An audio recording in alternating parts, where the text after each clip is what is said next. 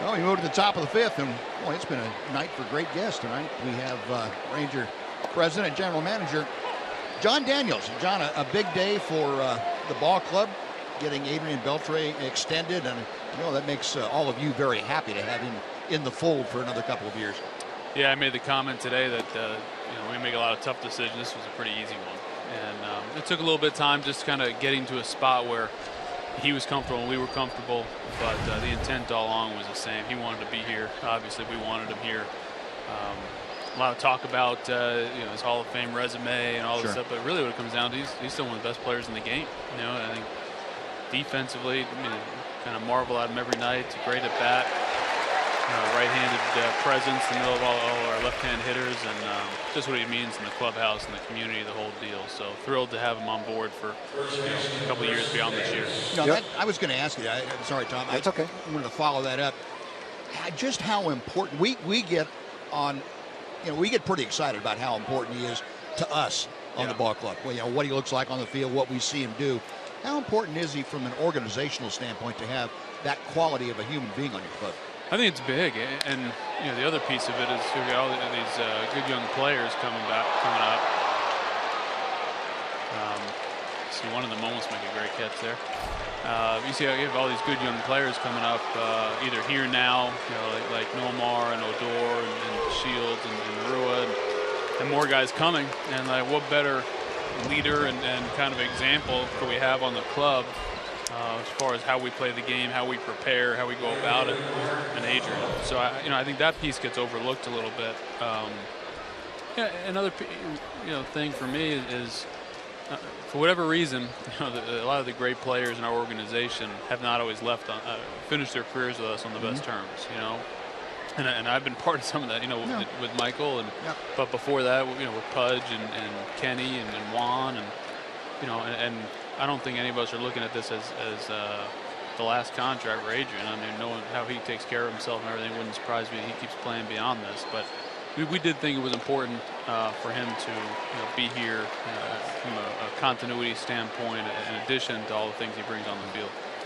I was interested, when you were talking back and forth, that there really is no comparable when you try to figure out how many years he's worth, how many dollars he's worth. It's hard to look at any other player and find one like him that you can compare him to. No, there are some great third basemen that have had longer careers for whatever reason at that position. It seems like durability comes in a little bit, but there really is no true comp, quote unquote comp, as far as a guy that matches up and made it easy. And I think that's why it took a little bit longer, because there wasn't somebody to really point to. I think you can make a case easily that as a true free agent, he would do really well on the market, especially if teams are able to look past the age a little bit.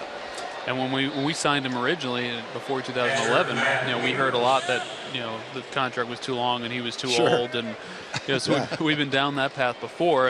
And the reality is that he's already beaten all the aging curve. He's already beaten all the the studies and what you'd expect. Not just he's doing things at an age when most guys don't. But that's 15 years from now, 10 years from now, when you look back and the class he's considered, probably Hall of Fame caliber guys, most of them do that. That's what makes the great ones, that they don't fall on the bell curve in the normal range, and he's capable of some different things. Well, 10 days into this season, it doesn't look like there's any difference in him right now than there was 4 or 5 years ago. No, playing great. I think he's playing, like, especially defensively, I think he looks better than he did maybe 2 years ago. I agree. He cares too. I mean, just there's such a pride factor. He wants to win so bad. And obviously, he referenced at the press conference how close we came his first year here, and you saw it last year in Toronto when he got hurt, and tears in his eyes coming off the field. I mean, this guy cares. And he always, whenever anybody ever talks to him about playing here, he always says, I play here because I think we contend. And Jon Daniels has assured me that as long as I'm here, we're going to have a competitive ball club. And I think that goes back, to pointing out what you're doing. And he believes in you to make that competition level. I paid him a little extra to say that. It's all right. Listen, he's lived up to his end of the bargain, and organizationally we're on the same page. Right. We want to win. We think we can win. It's not, we don't view it where we have a quote unquote window to win for a year or two. We think we can win for a long period of time, and kind of that mix of veteran guys like him and then the younger guys that are watching and learning from him. I think that's a real critical piece. But I certainly appreciate him saying that and him having the faith in the organization. Well, we've had a chance to watch Adrian pitch to his son out in right field. So if you need any advice from up here, I would keep a close eye on his son and maybe have another Beltre for 20 years. We wanted to get first right of refusal on AJ as part of that deal, but he wouldn't put him in. Wouldn't go that far? No, that's what Thad kind of jokingly, when we were finalizing and sent the letter of agreement over to his agent, over to Scott Boras, was joking about putting that in the letter, seeing if they caught it. Well, I'm sure that Scott Boras has Scott's already signed him. Yeah, exactly. It is amazing. I mean, he's some kind of natural. I'm talking about AJ, about Adrian's son. He's some kind of natural athlete. Sure is. Actually, Adrian said recently that he hasn't taught him anything hitting wise, because he's so observant and watches the games and so critical, and it's all like natural. Adrian's careful just not like to teach him. He might be more sure of himself on a pop-up than Adrian is. He was looking around for Elvis to make sure he wasn't going to come over there and take it away from him. Exactly.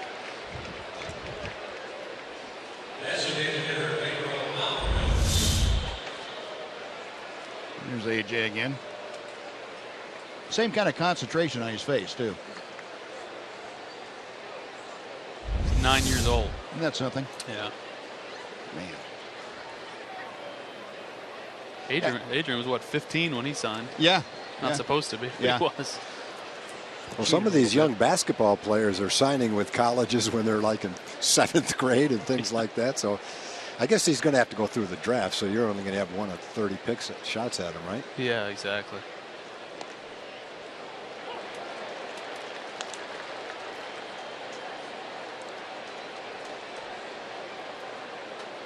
Well, what's the latest health issues? We saw Josh Hamilton working out. He's in town from Arizona. Yep, he's doing well. We'll see, weather permitting. Darvish supposed to throw a live BP tomorrow, and Josh was going to jump in there, and along with Jimenez, they're both going to hit off of you. But they're both doing well. Chris is coming back pretty quickly. Dr. Meister said once the infection was totally cleared out, which it has been, he was going to come along fast, and looks like that is the case. Chirino's got the plate put in his arm, and so that's healing up really well. It's just going to take some time. So here you see Josh, and I mean, he looks fine. Looks like he played being ZZ Top, but the knee looks fine. Yeah, as long as there are no hitches in the get along, you're okay. Is Darvish going to offer him $1,000 if he takes him deep tomorrow? Coming around third is Trumbo. And Mazar's throw is off target a little bit. Trumbo will score. RBI single by Pedro Alvarez, and now it's a 4-1 Baltimore lead as they've scored twice in this 5th inning. Second baseman Jon Daniels. I have to go back to my old policy, only coming on the bottom half of the inning. I know when I saw you here for the top of the inning, I was a little bit worried about that. What about Chu? Is his calf responding pretty well? Yeah, I think another one that's just going to take some time. You got a PRP injection, the platelet-rich deal, kind of accelerate the healing in the muscle belly of the calf. He's spent a day or two where you could tell he had a real limp, but now he's walking around, you really can't tell anything. It's just a matter of giving that muscle some time to heal up. But should be one of those that once he's back, it's truly 100% and won't be lingering. Well, I know you were hoping not to dip into your stockpile of talent like Nomar Mazara, but you've got to be pretty pleased with what you've been able to pull up to the big leagues. Yeah, I mean, he's quality of at bat pretty much every time out. It's been outstanding. And really, the same thing with Brett Nicholas. Right. I mean, obviously, kind of considered a little differently. Nick is versus Nomar, but I mean, Nick's been tremendous. He's had some good at bats, and I think he's done a good job with the staff as well. He was a guy that has been in big league camp before, but I think this year, after going to winter ball and kind of taking his game to another level, making that commitment, I think this year really opened some eyes with the staff, even more so than he had in the past. He just continued to mature. Actually, the scout that signed him, Dustin Smith, he's here tonight as well. He caught in our system too. Dustin did, but he signed Nick at a University of Missouri 6 years ago, and so he's here tonight. See his first start at home.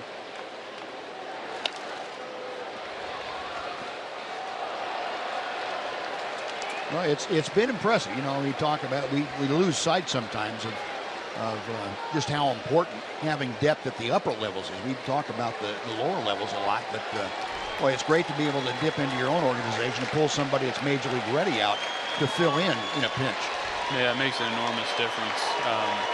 Not just from the talent, but also from like managing the roster. Sure. Because if you've got to go add guys from outside, then that costs you roster spots and players ultimately. So to have guys like Nomar and Brett, and to have the Gallos and Profars and Drew Robinsons and these guys and down on the system, James Jones and Kivlahan, good players that we know we can go get at AAA. Justin Ruggiano there right now. I mean, that's a comforting feeling from our standpoint, knowing that anybody we bring up is they're gonna fit in what we're doing physically and then also from the standpoint of the coaching staff.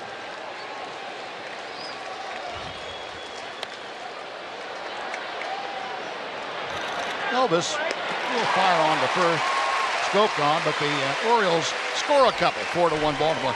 Jon, thanks for stopping by. We appreciate it. Thanks for the update on everything, and again, congratulations to the Beltre. Thank you very much. Thanks for having me on. Great.